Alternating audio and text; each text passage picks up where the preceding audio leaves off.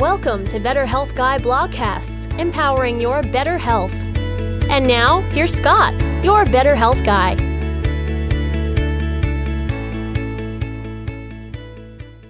The content of this show is for informational purposes only and is not intended to diagnose, treat, or cure any illness or medical condition. Nothing in today's discussion is meant to serve as medical advice or as information to facilitate self-treatment. As always, please discuss any potential health-related decisions with your own personal medical authority. Hello, everyone, and welcome to episode number 78 of the Better Health Guy blogcast series. Today's guest is Dr. Dietrich Klinghardt, and the topic of the show is Klinghardt Conversations number 2. I shared Dr. Klinghardt's professional bio in episode number 15, and for this introduction, I'm going to be less formal and speak from personal experience. I met Dr. Klinghardt in January of 2006, shortly after my own Lyme diagnosis in July of 2005. I was in the front row of his conference, probably asking more questions than he would have liked, but it was the start of my journey with his work, and I was beyond excited and hopeful. I then became a patient and worked with him for several years and was able to regain my health through the implementation of not only his treatment protocols, but his healing framework. To this day, no other person has impacted my understanding of health and wellness as much as Dr. Klinghardt, and I will be forever grateful. And now, my second interview with Dr. Dietrich Klinghardt. There are so many things we could talk about and several questions that people sent my way in preparation for this show. You've recently given lectures about retroviruses and the role they may play in our health, but then there's also some questions I'd like to touch on in terms of questions from our listeners. You are, by the way, the first person on the show that I've had on more than once, and it is, of course, a great honor. Thanks for being here, Dr. Klinghardt. Thanks for the honor. Let's talk about retroviruses. You've covered a lot on this topic in your recent articles, and I will link to those in the show notes as well. But knowing what you now know about retroviruses, what conditions do you feel have a retroviral component? And in those conditions, is it likely the deeper core issue? And then adding to that, what are your thoughts in terms of the retroviruses being potentially the deeper issue in Lyme disease and even in autism? Yeah, so, to give you the bottom line first, I do feel that the activity of the retroviruses is the core issue in all chronic illness, including cancer. But, we're mostly dealing in the office with chronic neurological issues. And when you look in the literature, there's virtually no chronic illness that's not linked to the activity of retroviruses. That includes MS, Parkinson's, autism, chronic fatigue, chronic pain syndromes, many cancers, and so on and so forth. And so I was skeptical of this issue, but as you know, was part of a think tank that included Judy Mikovits and Jeff, Dr. Bradstreet, and others. That was in 2006, 2007, 2008. And at the time, we came up with a number of strategies of how to deal with chronic illness. The think tank was both on autism and Lyme. And as it turns out, all the leading strategies that we came up with then were actually strategies to treat retroviruses, but we didn't know that.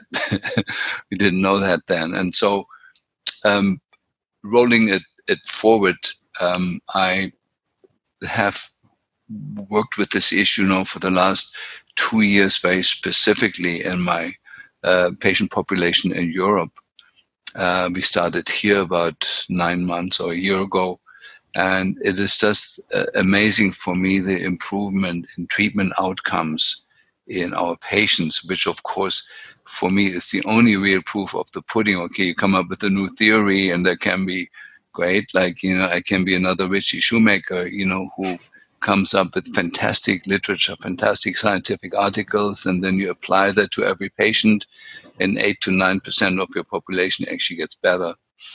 That's, it's great for those 8 or 9%, but I wanted to look at what's behind the surface and actually affects all the patients with chronic illness. And maybe also should say this at first. My patient population is probably different from other doctors' population. We did a recent review of my patients. So the average patient that we have here has seen over 26 other health practitioners or institutions before they see me. So there is a selection of patients that haven't gotten well with 26 other compassionate, brilliant, often brilliant people.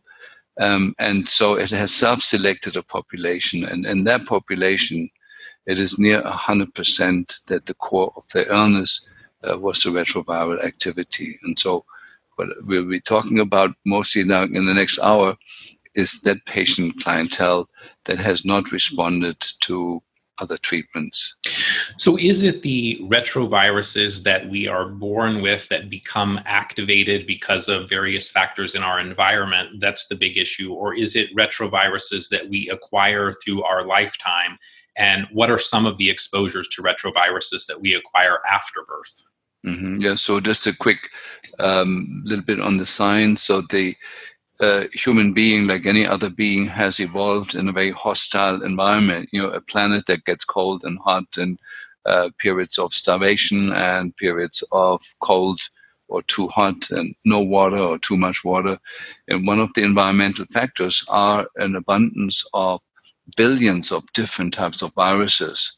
And so we came forward with it where up to 8% of our DNA is retroviral material that does not belong to our structure, doesn't serve any benign purpose, and needs to be silenced throughout life. Now, there is a few exceptions to that. There's a few retroviruses that actually have become a functional part of our genome, but most of them need to be silenced. And we calculated the length. If you would string the length of the retroviruses in an average human being together, it would the length of that string would be wrapping around the Earth 150,000 times. So this is not, when you think you can give a little bit methyl B12 and you can silence that thing, you're dreaming. So it's a major active part of that. Another number is that only 2% of our DNA actually codes for protein. That's what everybody learns in medical schools, that 2% actually are the genetic code for an enzyme, for a protein, for a channel protein. And the rest is microRNA programming and does other things. But 8% is retroviral DNA. And, the main mechanisms, and I think I can cut to the chase on this, the main mechanism to silence DNA that should not be transcribed is methylation and acetylation. That covers about 98% or so of the mechanisms that we have available. And I think the methylation issue you covered in 1,000 ways, but not with the focus on that methylation. It's hugely important to silence the DNA, the foreign DNA in us, because if that gets unleashed, most of the retroviruses, the main known popular retrovirus that everybody knows about is HIV, and HIV causes immune deficiency. And many of the retroviruses embedded in our DNA, when they're unleashed, cause immune deficiency. And so the clinical symptoms that come from this, when this viral DNA is abbreviated as HERV, human endogenous retroviruses, when they are uncovered, that means the methyl group is taken off them or they're deacetylated, they become active, they start replicating, and then cause immune deficiency. And this is not a global immune deficiency that can be very specific, affecting very specific parts of our immune system. And therefore, there's a multitude of illnesses that come then, because when you have that, the activity of them, suddenly you lose your defenses against parasites. You lose your defenses against the whole Lyme cocktail, Lyme and Co. infection. You lose your defenses against the herpes viruses, against the Borna and then depending on what you're exposed to, you get a multitude of presentations of illness. And beyond that, most of the bugs that now become active in you as a secondary phenomenon, the opportunistic bugs, they all create biotoxins to establish themselves, to subdue the host. All the bacteria and molds and parasites, they all have to modulate your immune system more to mold you into a comfortable host. And they do that through biotoxins. And so what happens with that is these biotoxins have to be cleared from the body, and they go down like in a funnel, the common biotoxin pathway. And when that gets overloaded, you can no longer detox glyphosate, you can no longer detox aluminum, you can no longer detox mercury and thousands of other chemicals. And so you become toxic. So the ultimate outcome of this whole scenario is a patient who is toxic with metals and who has active Lyme disease that is not contained by the system. And that is our typical chronic patient. And so what we found out, if we treat the Lyme disease, you're on a merry-go-round. You treat Borrelia, the Bartonella becomes obvious. You treat the Bartonella, the Borrelia comes back. You treat both of them, the Babesia shows up in the mycoplasma.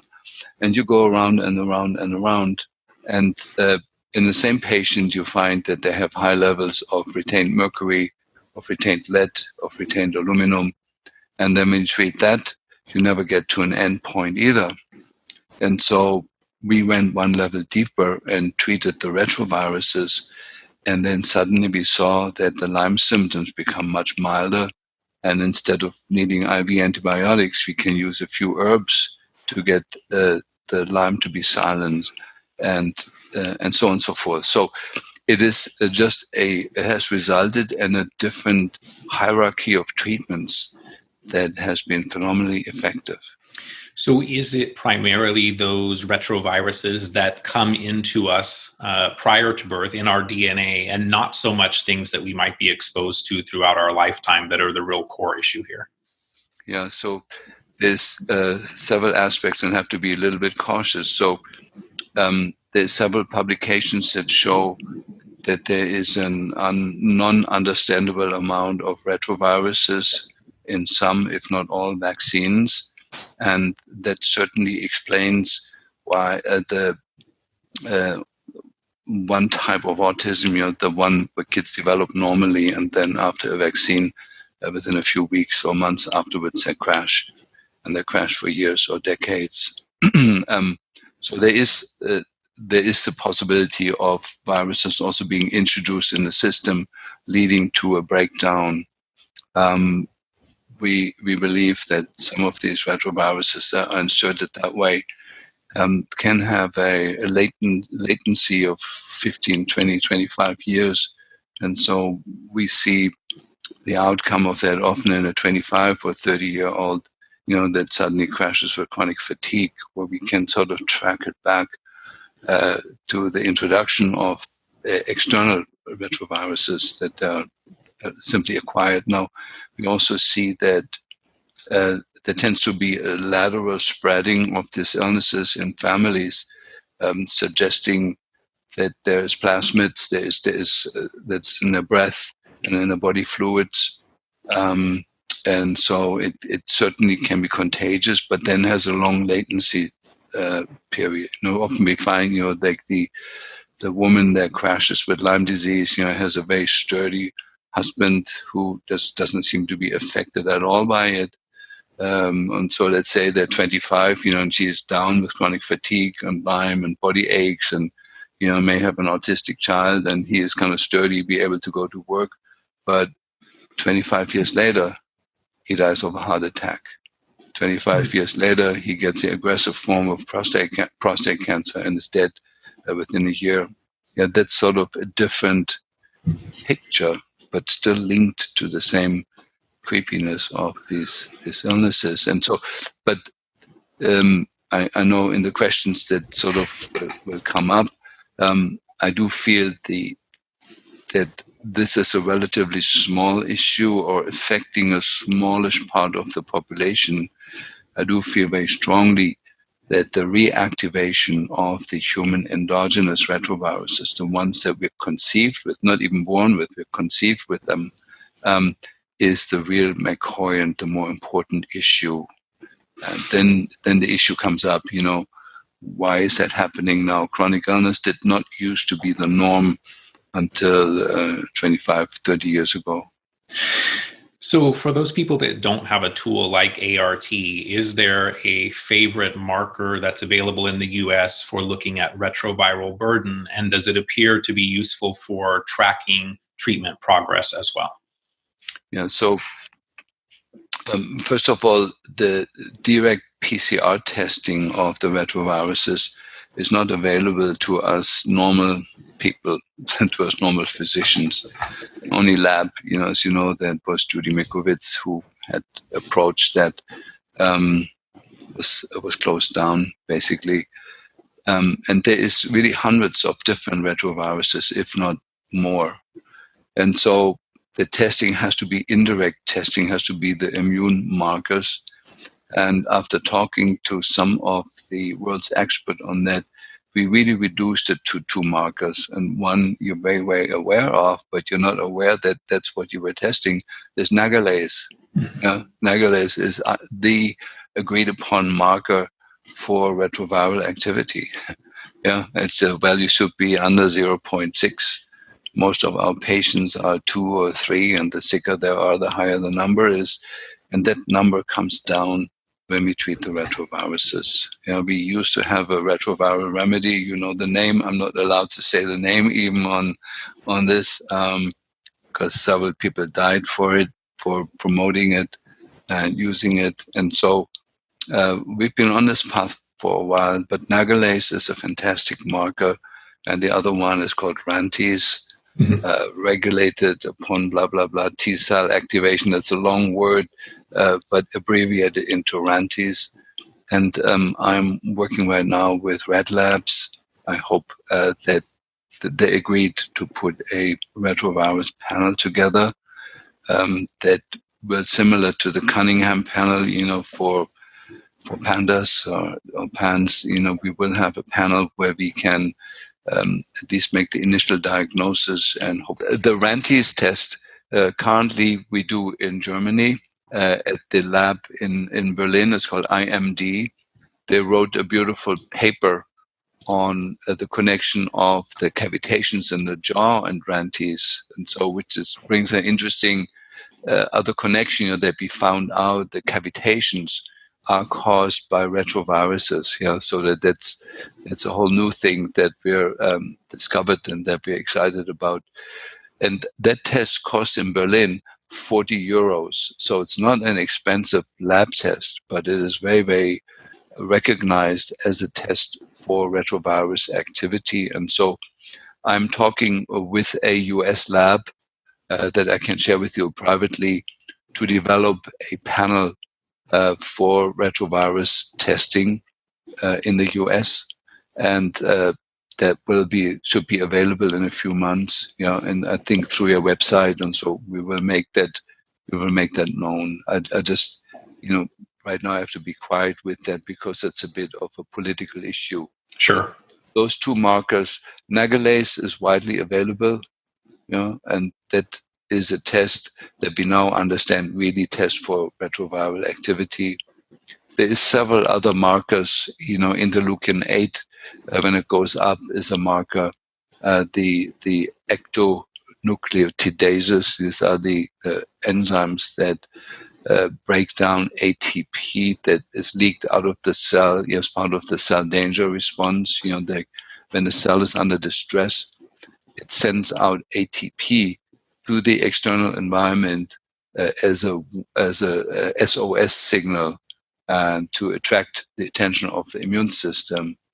And then that activates two enzymes. They're called ectonucleotidases that can be easily tested.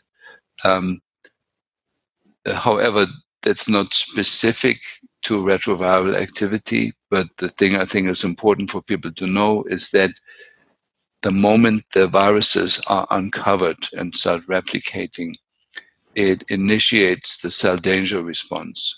There's other things that do that as well, but the retroviral activity does that, and that can be measured with two of these enzymes that are commonly available. And so we want to put a panel together that is limited to 5 or 6 factors, and that make the likelihood very high that when the test is positive, that you have active retroviruses as a core of your problem. And so we did initial testing with all this, and it looks really, really promising. And the amazing thing is, in every cancer patient, we find it high. In every patient with chronic neurological disease, we find it high. Every patient with autism, we find it high. But not only that, but then we put them on our treatment, and they get better. So which is always the proof of the pudding. So in the past, you've suggested that it's not so much the microbes themselves that create many of our symptoms, but rather our immune system's reaction and interaction, tolerance and integration. Does that same concept hold true with retroviruses? Is it our immune system's response to them that creates the problem, or is this different and it's actually the retrovirus itself? It is different. Yeah, this is the only thing that's different. It's actually the retroviruses have been found to actually modulate our DNA. They actually can create de novo mutations of MTHFR. Judy Mikovits published that. Actually, when we came across this many years ago, and was testing an autistic girl, a girl with autism, which, she was doing okay. And so we found out both genes for MTHFR were really, she had a double mutation on both of them. And then I checked both parents, and none of them had it.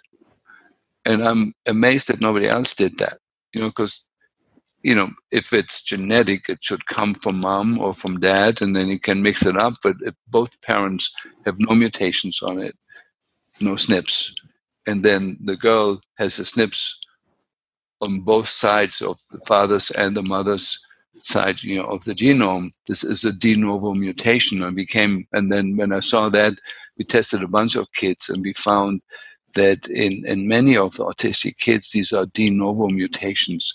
And then Judy Mikovits published that, gave me a white paper that she wrote where she quotes the literature that's known that the retroviruses are frequently inducing mutations in our genome to simply with the intent to make us a comfortable host, not to kill us, but to weaken us so we become a comfortable host. And then they induce strange other phenomena in the DNA, using the whole modern language of the genome research, where I don't know what half the words mean, but they're manipulating our genes, and then our whole mechanism of life functions differently from what it is supposed to do. And the cell danger response is part of that, that is in a wider sense, an inflammatory response that needs to be calmed down.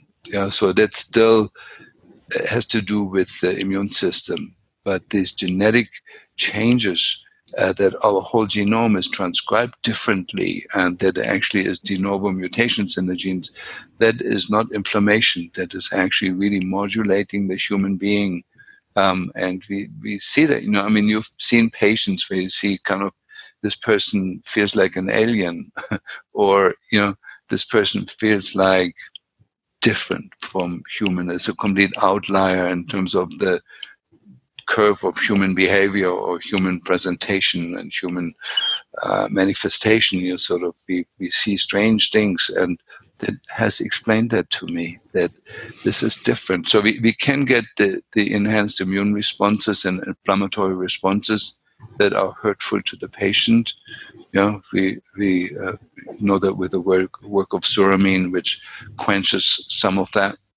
But there's also the deeper aspect of really screwing with our genes in a way where the expression that, the change in proteins and then the metabolic expression, where we really are mutated through the activity of these things.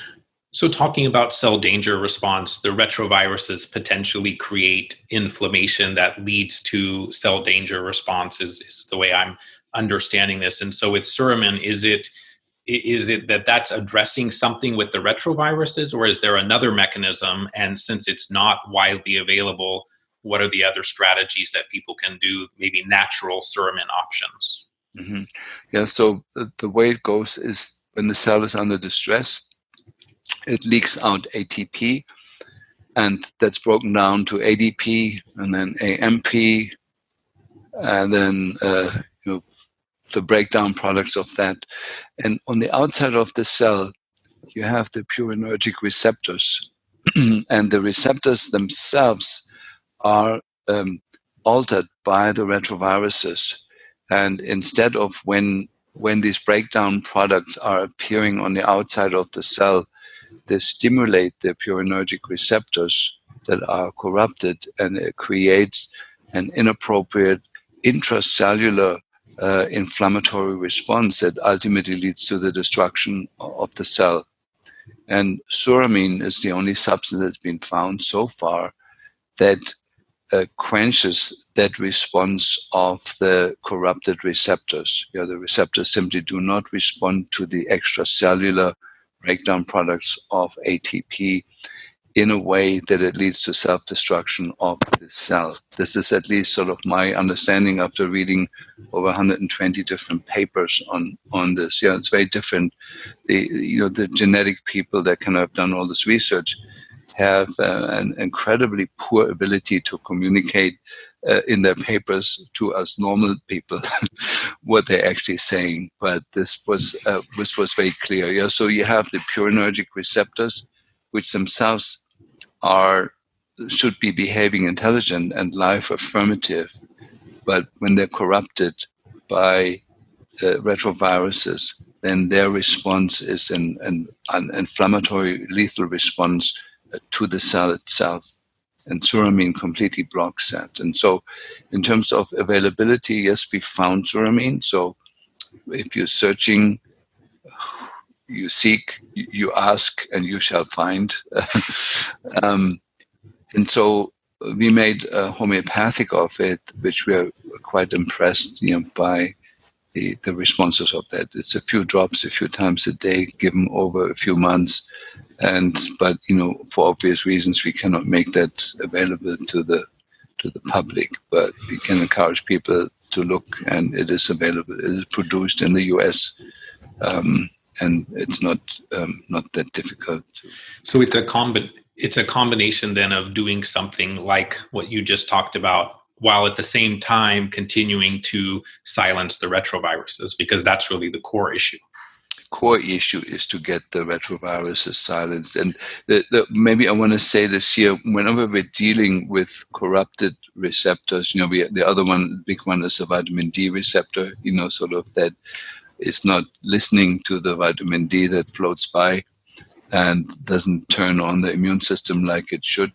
And vitamin D and retroviruses there's a relationship there too, because the defenses we have against retroviruses, one of them is that famous molecule is very vitamin D dependent. And and if the vitamin D receptor on the macrophages is corrupted, it doesn't work. But it's very easily to turn on any receptor in the body by giving a homeopathic dilution of the medication that's known to stimulate that receptor. With vitamin D, it's olmetarzan, Benicar, and that in homeopathic form has a fantastic effect in opening the vitamin D receptors and getting a beautifully functioning immune system back.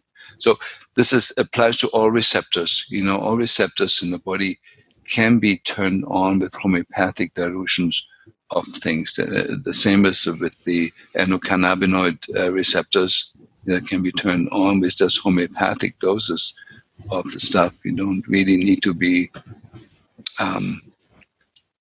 It's nice to give people cannabis, to stimulate the receptors, but you can get a lot done with doing a homeopathic preparation of it without the unwanted side effects. You have spoken a lot in the past about the role of EMRs in our health. As long as I've known you, back in the days when people used to laugh at you for talking about it, and now I think everybody is looking at it. So what role do EMRs play in the activation of endogenous retroviruses, and how important is minimizing EMR exposure in a retroviral treatment strategy? Mm-hmm.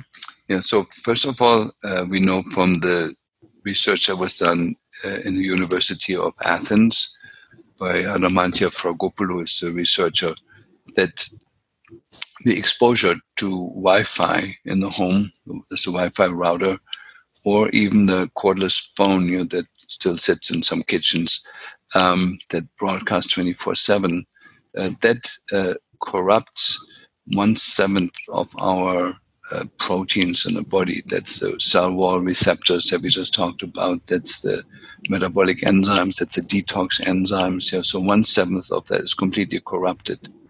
And the other part of that is that the Wi-Fi causes an inflammatory response, and both those things taken together, we know, are a telltale sign for reactivation of the retroviruses. So I took a few patients and we did this experiment, where we had them in their normal home Wi-Fi environment, and we tested the nagalase and the CD39 and a couple of other parameters for retroviral activity, which were high, chronically ill patient. And then we did the complete protection, switching the Wi-Fi off, using the canopy over the bed, using earthing, and wearing protective clothing during the day. And it was within 6 weeks, there was a dramatic decrease in the retroviral parameters and also a dramatic increase in health. What people overlook is when people start minimizing their Wi-Fi exposure, that the first response that the body does, it starts detoxing. It starts letting go of the trapped toxins in the cells that couldn't let go before. And that doesn't feel good. It feels like nausea, muscle aches, headaches, migraine, insomnia, depression, anger. It looks like all that. And so people, come to us and say, listen, I tried to do what you say, and I felt like really like shit when I did that. And so I switched it back on. Yeah. So switching it off is step number one. Step number two is for the next few weeks, you have to massively be on the watch and at least take some of our binders, the chlorella, the zeolite, and ID. We also have support by one of us who can test and what else a person mobilizes, glyphosate, D4D, the toxic panel that pours out of people. And so it's been overlooked, but I am, with the few tests that we did so far, very clear that the changed electromagnetic environment is the key trigger for the unleashing of the retroviruses. It's unleashing a catastrophe in the human condition that is rolling out before our eyes. And I know you're going to ask the question about 5G. Well, the 2.4 gigahertz that are used now for the cell phone broadcasting, that has been shown in studies in England that shows that sterilizes a whole population over 2 or 3 generations. So that was pretty bad. And so by doubling it now, going to 4.8 gigahertz, we have the same detrimental effects that the 2.4 had. It's a higher octave of it, by simply doubling it. But it's going to be far more destructive. It's very clear in terms of the physics of it. How that practically looks like, we don't know. And we do not know if the canopy, the size of the silver mesh that's in our canopy, our protective clothing, is the correct size to shield us from the 5G. We have to see. And the good thing for you is that Seattle has been chosen as a pioneer city for rolling out the 5G. And so we let you know what comes to us, the changed picture, but it's very predictable that any illnesses linked to retroviral activity will go up. MS will go up, autism will go up, chronic fatigue will go up. It's great for our business. And all we can do is, speak up out against it. You've mentioned aluminum and glyphosate as two of the key toxins that affect us as well. Is there thought that these are also activators of these endogenous retroviruses? Yeah. The interesting thing is that the studies on nanonized aluminum, the one that we're breathing in from the air pollution, has exactly the same changes. One of the retroviral articles, or several of them, show the key piece of the damage that comes with it is the inflammation of the inner lining of the capillaries of the finest blood vessels. And the aluminum articles show exactly the same thing. And so we did, again, the same test, with the nagalase and the other parameters that we have for retroviruses, and can show that when we detox somebody from aluminum, that all the retroviral markers go down.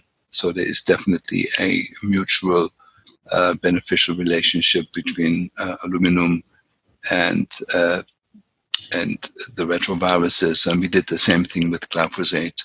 So for me, it is very clear that the current man-made environment, the mix of Wi-Fi exposure, the radio wave exposure, the toxicity of our food chain, it's probably more than a glyphosate, where glyphosate is currently the only one that we can really monitor in an affordable way. It's amazing when you think about it. There's over 20,000 man-made chemicals in our life cycle, and we can test for one. It's strange, but that's where we are. It's a good beginning. And so we do know there's probably other things in our food and in the air that disable the mechanisms that we have to shut down the retroviruses, and this goes beyond the things that we know for sure so far. But my own exploration, when we in England and Switzerland, when I treat people, I limit myself with all chronic illness to 3 or 4 things. We detox mercury, aluminum, and glyphosate. We treat the retroviruses, and then we check with ART if any of the Lyme bugs are still visible, and then we treat that. And that's sort of my treatment for everything right now. And we have definitely better results with that than we ever had. Does addressing the retroviruses lead to more elegant solutions for resolving cavitations, or does it at least lead to better recovery after a cavitation procedure? Yeah, so when we treat the retroviruses, about 1/3 of the cavitations become non-issues. And the complication rate after surgery, those that go on to have the surgery, is dramatically reduced. And we have a lot of people, sort of like a year after cavitation surgery, it's all back. And that's definitely the retroviruses. With ART, you can do 2-pointing, do direct resonance to the jawbone and those areas, and you will find we'll always test for retroviruses. Often for Bartonella, Epstein-Barr, herpes zoster also, but consistently for the retroviruses. And so, because the cavitations cause rantes, and there's nothing in the cavitations that can cause rantes other than the retroviruses, because that's published, and so it's an area, where the bugs tend to settle for whatever reasons they like the area. In some of your recent articles and presentations, you've talked about things like Scutellaria or Chinese skullcap. You've talked about cistus tea, broccoli sprouts, and selenium as some of the core options to support these retroviral issues. So do you find that from a skullcap perspective that the whole herb works better, or are you using the bakelin compound, and can that be used liposomally? Well, I'd like to answer a little bit in a bigger way. So first of all, we started, when we set out on this journey, we started with the HIV-related drugs, medical drugs. And I can firmly say right now, there is absolutely no need for that. So, and the reason for that is that the plants on this planet have been exposed to the same retroviruses and have developed plant adaptogens that protect the plant against them. And when we ingest those adaptogens, so that it conveys the same resistance to the retroviruses that the plants are enjoying. So that's one thing, and that's the reason why in this particular area, the work with plant-based compounds is better than the work with medical drugs. There's an article that was not difficult to find. I'm not living in a computer like some people do. And like me. and I'm not, it's rare for me that I Google something. I like to get my information otherwise. There's an article where they treated HIV patients with the commonly available retroviral drugs and protease inhibitors and all that, and then took the failures, the ones that did not respond, and gave them cistus tea extract. And all of them reversed their illness. And so it wasn't that the cistus was like an afterthought that, okay, you can try to go a little cistus, and if it doesn't work, you give the retroviral drugs. It was the other way around. If the medical drugs fail, cistus in 100% succeeded in squishing the HIV virus. And so for me, that was a good starting point to kind of say, well, why don't we start there? And so I put every one of our patients on the cistus tea, the 6 to 8 cups a day. BioPure has now the right cistus tea, and it's fantastic. The results that we see just from that. The next powerful item is no longer the Scutellaria. It's an extract of broccoli sprouts. You mentioned it in your questionnaire. Broccoli sprouts, when you chew them, there's an enzyme that converts a precursor to sulforaphane, but that's just part of the story. That's the one chemical medicine that's looked at. But there's over 600 other compounds in broccoli sprouts that are important as cofactors. And so Johns Hopkins is coming out with several studies on using it for prostate cancer, breast cancer, different cancers, but also a beautiful study that showed if you give broccoli sprout extract to young autistic teenagers or people in their 20s, they had a near complete reversal of their condition while they were on it. So there's a huge wide spectrum, and it turns out in the literature review that the compounds in it are hugely antiretroviral. So I moved pretty much from Scutellaria to broccoli. And then in England, Key Science makes a mix of all the herbs that have been shown to have very dramatic antiretroviral properties, like St. John's wort. It's one of them that probably Princess Diana was murdered for. She was involved, she was financing or promoting work that had been done using St. John's wort for treating AIDS in Africa with a huge success rate, like not just a little bit, it was a dramatic success rate. And then when the first word came out about the success of that, she had that strange accident and it went all quiet as if it never happened. But the research stands. And also, we talk about selenium, that organic selenium with this selenocysteine or selenomethionine has been found to be dramatically reducing the infectivity of people with retroviral infections. And so that should be part of it. So a couple follow-up questions then, just because I know people are going to ask. So the product you mentioned from Key Science, was that the RetroB Powder? RetroV, yeah, V Yep. like virus. Perfect. Yeah. So cystis, we know that that's also been useful in Lyme disease. We know it also is a selective biofilm breaker or reducer. So are you finding that people have to very slowly increase the cystis T in order to not have a significant Herxheimer type reaction?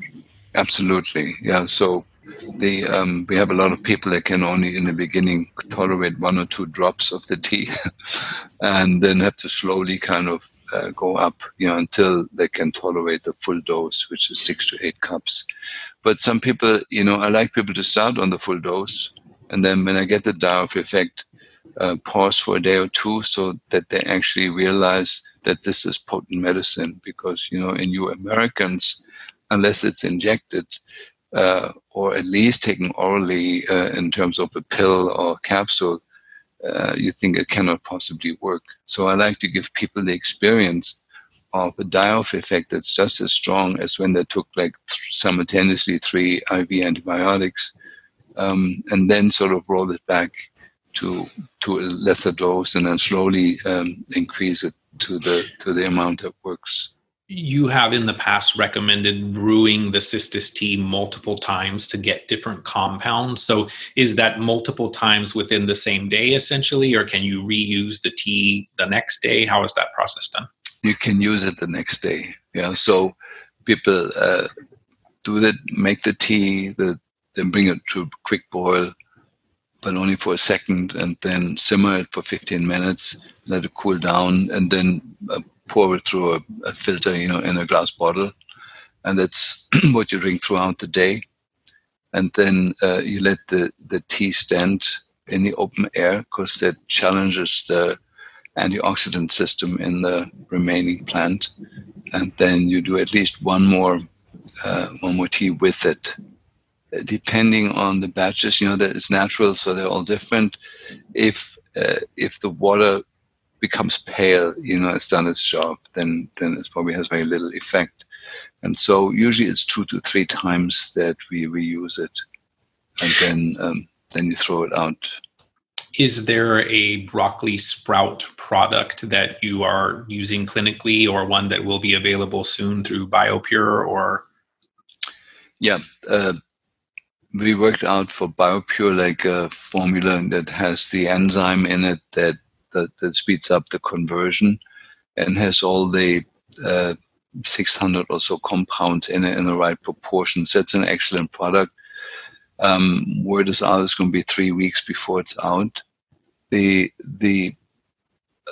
broccoli sprouts from Key Science, that's the one from England, because it's in a paper bag, it's easy to mail, is excellent. And then Avmacol, Johns Hopkins has made Johns Hopkins has made a pill out of it that is very good. Brian, the main researcher, is a wonderful, wonderful man who is involved in doing all the studies on it, and he promises that they have 18 studies going on different areas: neurological diseases, cancer, autism, that should be out soon. The tablet doesn't test well for everybody. Some people certainly test better on the sprout powder, sort of that we give people. And where the tablets really test well is in prostate cancer, and breast cancer. And it's not a lot. Prostate cancer is 2 or 3 tablets at night. It's changing the lives of many men, the Avmacol. And I think for me, it's sort of more like when people are coming from a conventional walk of life, where they used to take pills or IV drugs or so, the Avmacol definitely is a good way to go. It has a lot of the benefits of the broccoli sprout extract, but it misses some of the finer ingredients. I always like the whole plant, and I like to alter the plant as little as possible. So the powders that we're using are excellent for that. You mentioned selenium being a key as well, and selenocysteine or selenomethionine. So is that in the US, is that still the Jarrow Selenium Synergy product, or is there something else that you're using? Well, the trouble with Jarrow is, like with many other companies, is the magnesium stearate that's in there. Mm-hmm. And I like to just encourage, there needs to be a fresh discussion on the magnesium stearate. This is clear that stuff suppresses aspects of the immune system and is not helpful in the current retroviral environment. And so I know pure encapsulation makes a selenocysteine that doesn't have the stearate in with it. And I think so people should look for products that are without the magnesium stearate. Mast cell activation syndrome, that's a big topic over the past couple of years. What is the connection between retroviral activation and mast cell activation? And when we treat the retroviral issue, does that resolve the mast cell activation? Well, the short answer is yes. That one of the key signatures of retroviral activity is the activation of the mast cells. But electrosmog also does that, and exposure to glyphosate also does that. But I more and more believe it goes through the retroviruses, that the mast cells, they are trained to respond to viruses. And so because the mast cell activation indicators that we have immediately go down when you treat the retroviruses, there's a very, very good indicator. And we combine it with, we use the zeolite, has been shown to also quench the mast cell activity. So we combine it with that. So coming back to the EMR discussion, this is getting out of the retrovirus conversation and moving into some rapid fire questions. But coming back to the EMR discussion, do you speculate that there is a connection between the increase in EMRs in our environment and the increase in mold illness from water damaged buildings? Oh, absolutely. My little flurry I had in Switzerland into a lab, into a mold lab, where we could demonstrate that when mold is exposed to Wi-Fi, it becomes far more virulent and reproduces far quicker than in a non-Wi-Fi environment. And that was, for me, very clear that the maybe not necessarily the fact that there's mold in the homes, but the illness-making potential, illness-creating potential of the mold is hugely increased when you bring the Wi-Fi in, and that's what we see consistently. And so rather than selling the home, we tell people to switch off the Wi-Fi, and then immediately within a few weeks, everybody's health improves. What are your latest thoughts on ropeworm? Is it a parasite or a biofilm community? And what are the current things that seem to be working best for dealing with ropeworm? Well, the interesting thing is what did not work is the common antiparasitic treatments. The more you do, the more ropeworms come out. And so my strategy for it is to treat the retroviruses. And then at the end of that, when we have stability in that area, to do the same treatments we did before, but they work now, using antiparasitic strategies. So I believe the ropeworm is an experiment by nature to create a new organism, but there is different types of DNA in there, so it's not a single DNA organ. Usually in an organism, when an evolved organism, every cell has the same DNA, and certainly in a ropeworm, there's different types of DNA mixed in together, and it looks like it's not an organism but a biofilm community. However, that is certainly biotoxin producing and illness making, because when it comes out, the patient is better. When a patient in a treatment strategy becomes asymptomatic, what do you recommend for the long term? Do they still need maintenance antimicrobials? And does that answer potentially change once the retroviruses have been silenced or deactivated? Yeah, well, of course, that depends on how much they have a grip on their environment, especially the electromagnetic environment. When that's cleaned up, they don't need anything. But it's not possible to completely clean that up. It's increasingly difficult. And so as a safety, we do recommend, the retroviral strategies. There's a couple of herbs, the RetroV, the broccoli powder, the citrus tea. I recommend to use moderate doses of that for the whole life as a safety. And we use the Lyme cocktail from BioPure in addition to that. It's pleasantly tasting, it's a couple of squirts of a tincture, and that covers so much ground, so much ground. And I like to say also here, sort of that in the current functional medicine environment, that we try to treat everything with ever increasing higher doses of vitamins. It's just not the right way. It's just not the right. How important do you think Marcons or staph in the sinuses is from an overall treatment perspective? And do you still utilize the Megaspore biotic nasally, or are there any other tools that you're using to support the microbiome of the sinuses? Yeah, we have amazing long-term results with just putting the Megaspore up the nose. Really better results than with the antibiotic therapies that we used to do, with the antifungal sprays that we used to do, with Manuka honey, with whatever else we put, MMS, with all the things we put up the nose. The probiotic approach definitely has won in our office as the leading strategy. I do feel it's as important as Richie Shoemaker says, but I do feel treating it antibiotically is an ill-fated approach. It needs to be probiotic. And are you just putting we use a 3-to-1 ratio. So we do 3 days. We put a capsule or two of Megaspore in a saltwater nasal spray, and let it dissolve, and let it sit not in the fridge but outside, so the cysts can hatch out. And then we use a couple of sprays a couple of times a day, and we do 3 days on, and then on the fourth day we use colloidal silver spray, the AG23 spray. So we do a little bit of antimicrobial, but a lot of probiotic. Beautiful. What are your current favorite interventions for those kids dealing with pandas and pans? The retroviral approach. Okay. Thoughts on ozone therapy? Lots of people ask what your thoughts were on ozone therapy. Do you find it helpful, or at this point with the focus on the retroviral piece, is that not one of the top interventions? Well, ozone is one of the better antiviral treatments in general for viruses that are alive and straying in the bloodstream. It's fantastic, to knock those out. And so we use a lot of ozone in joints and trigger points and in a muscle.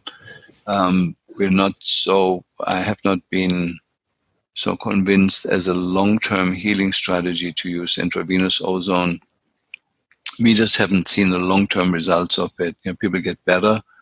The 10 pass, is a more aggressive form of ozone therapy. People had some amazing improvements, but they don't seem to last. Within a few weeks, they're back where they were before. And rather than making people depending on my ozone machine, I like them to be dependent on broccoli sprouts that they can grow at home. A listener asked where you stand at present on the impact of breast implants in terms of that being a factor that might hold a patient back from optimizing their recovery. Well, I think I need to be cautious here. We have recommended to a lot of women to have them removed. And I don't recall a single woman that was not grateful for that advice once she's done it. And I like to leave that there. We did some PCR testing on the biofilm outside the implant material. It's quite shocking what grows on there. What are your current thoughts on the effectiveness of stem cell therapies? Is that a big winner in your patient population? And if there is a place for it, is it better later in treatment? That's a big and loaded question. So we had definitely 2 patients in all these years, 2 patients, young women that were chronic fatigue and just completely, really non-responsive for what I was doing, that had dramatic improvements with stem cell therapy. But the stem cell therapy that they had was flying to India, staying there for 2 months, and having stem cell injections every other day for 2 months. And then they were better for 4 to 5 months, and they had to go back for a month and do it again. And they're so now on that rhythm. And so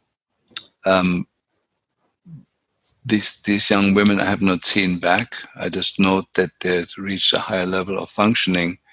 But I certainly know probably hundreds of people that had like 1 stem cell injection, hoping that will do the trick, or 2 or 3.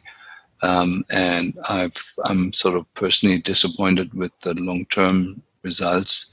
And so my current thinking is that, it's very clear that if you have roaming retroviruses in the system, that the stem cells will just get as infected and they will probably last for a few weeks, where they produce growth factors and other things that are valuable to the system, but they eventually get ill themselves and then stop benefiting the person. But I think that the last word on that isn't out. I think stem cells are great for the one-time interventions, to treat a shoulder or a low back or a prostate, to inject stem cells in there. I've seen very good results from that. But in terms of management of chronic illness, I've seen good improvements when people spend a lot of money on it and do a lot of it, but with just a little bit. And so it's a treatment for privileged people, and I like to not get involved with that. I think the medicine that I'm looking for should be a medicine that everybody can afford, and stem cell therapy is, for rich people. And in that group, I haven't been convinced that I've seen the convincing long-term outcomes. Yeah, that's been my observation as well.